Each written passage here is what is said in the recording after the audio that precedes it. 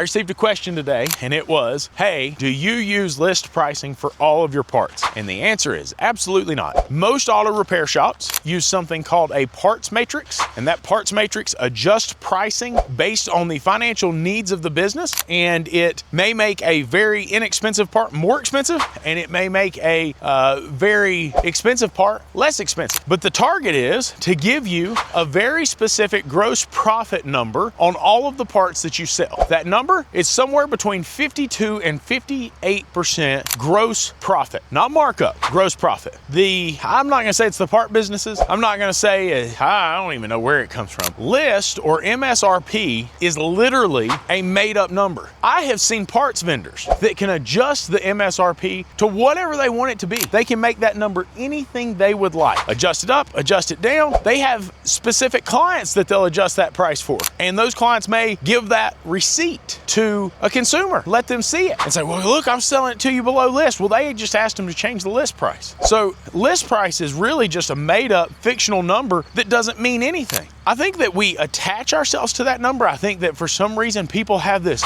huge belief and conviction that they can't sell parts above that price, and that's wrong. Listen, if you sell parts at list, you'll go broke. I promise. There's not enough money in it. You can't survive. You will not survive selling parts at list. You can't make enough money. Now, could you raise your labor rate 50, 60, 70% to make up the difference? You could. The problem with that is then it really isn't fair to the guest. It really isn't fair to the client at that point, because now you're charging them for everybody else's parts markup on the little stuff, the big stuff, all of it in between. It's all just made up in labor, but it's not right to everybody, and it's gonna price you slap out of the market. So that's why we use a matrix to blend it in the middle. Now, you know, Shopware, they use an AI matrix, and so it adjusts based on what you're selling, and it keeps you like right in where you target. It gives you the number that you've targeted, and it works very well as long as you leave it alone. You can't be going in and adjusting prices. You have to leave it alone and let it do its thing. But do I think list price is an important factor? Do I think list price is something we should take into account when pricing? I absolutely do not. And to those of you in the Changing the Industry Facebook group,